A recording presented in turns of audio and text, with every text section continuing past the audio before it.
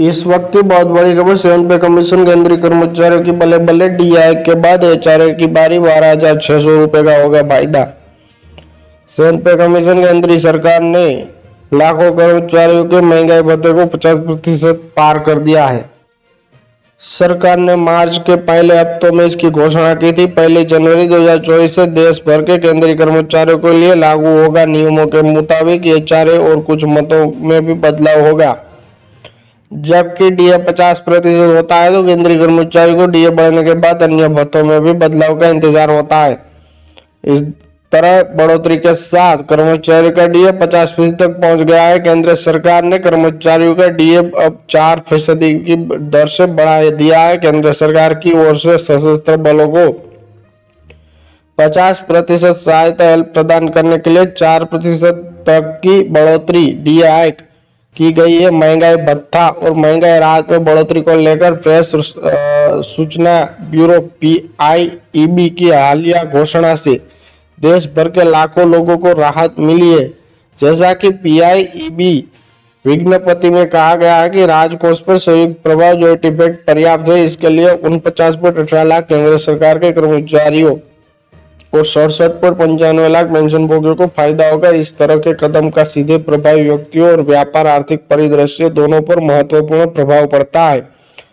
आपके डीए की गणना करते समय 50 पैसे या उससे अधिक की किसी भी अंश को निकटतम रूप से पूर्णांकित किया जाता है। 50 रुपए से कम की कोई भी राशि नहीं गिनी जाएगी। डीए बढ़ोतरी एरियर्स के कारण आपको देय अतिरिक्त राशि का भुगतान तब तक नहीं किया जाएगा जब तक कि आपका मार्च 2024 का वेतन संसाधित नहीं हो जाता। डीए एरियर्स के कारण आपको देय अतिरिक्त राशि एक्स्ट्रा अमाउंट का भुगतान तब तक नहीं किया जाएगा जब तक आपका मार्च 2024 का वेतन संसाधित नहीं होता है। 7वें वेतन आयोग समाचार अप्रैल 2024 ये नियम बताता है कि सेना द्वारा वेतन पाने वाले असैन्य कर्मचारियों पर लागू होते ही, लेकिन सैन्य और रेलवे कर्मचारियों को उनके संबंधित मंत्रालयों से अलग निर्देश मिलेंगे। वित्त मंत्रालय द्वारा जारी कार्यालय आदेश में लंबित मूल्य वेतन के बारे में समझने के लिए यहाँ 6 प्रमुख बिंदु दिए गए हैं।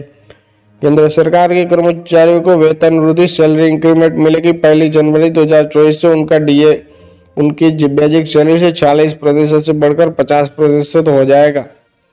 यह निश्चित वेतन है जो आपको 7वें वेतन आयोग द्वारा तय वेतन संरचना में आपके स्तर के आधार पर मिलेगा। इसके विशेष वेतन जैसे अतिरिक्त लाभ शामिल नहीं है।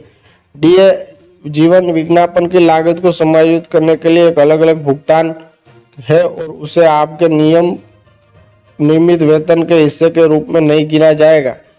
आपके डीए की गणना करते समय 50 पैसे या उससे अधिक से किसी भी अंश को निकटतम रूप से पूर्णांकित किया जाएगा। 50 रुपए से कम की कोई भी राशि नहीं गिनी जाएगी।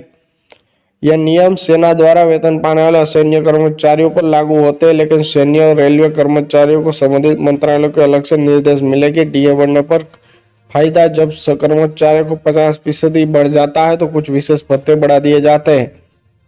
ये उन लोगों के लिए है जो किराए पर रहते हैं। केंद्र सरकार के कर्मचारियों के लिए बहुत बड़ी राहत है। सबसे पहले मकान किराया भत्ता बढ़ता है, फिर बाल शिक्षा भत्ता भी बढ़ जाता है। वह अपने बच्चों की शिक्षा के लिए पैसे कमाते हैं। बच्चों की देखभाल के लिए विशेष भत्ता भी बढ़ता है। इससे बच्चों की देखभाल करने में मदद मिलती है। हॉस्टल सब्सिडी भी बढ़ाई जाएगी। यह उन लोगों के लिए है जो बच्चों को हॉस्टल में भेजते हैं। 7 पे कमीशन केंद्रीय कर्मचारियों की बल्ले बल्ले। डीए के बाद एचआरए की बारी। 12,600 रुपए का होगा फायदा। जी हाँ, इस वक्त की बहुत बड़ी अपडेट निकल के सामने आई है। सभी केंद्रीय कर्मचारी, राजकीय कर्मचारी, पेंशन भोगी और भूतपूर्व जवानों का हार्दिक स्वागत है आपकी अपनी भरोसेमंद यूट्यूब चैनल में। इस वक्त की बहुत बड़ी खबर निकल के सामने आई है। केंद्रीय कर्मचारी और पेंशन भोगियों की होगी बल्ले बल्ले। जानते हैं खबरों को विस्तार से। सबसे पहले वीडियो को लाइक कर दीजिए क्योंकि आपकी लाइक ही हमारी मेहनत का फल होता है। साथ ही चैनल पर पहली बार विजिट किया है तो नीचे ब्लैक कलर के बटन को दबाकर चैनल को अवश्य सब्सक्राइब करें, क्योंकि यही चैनल आपको सरकारी कर्मचारियों के रिगार्डिंग हर खबर सही सटीक तथ्यों पर आधारित दिखाता है। ऐसे में ज्यादा समय ना लेते हुए अब तक की जान लेते खबरों को विस्तार से। बड़ी खबर की बात करें तो इस वक्त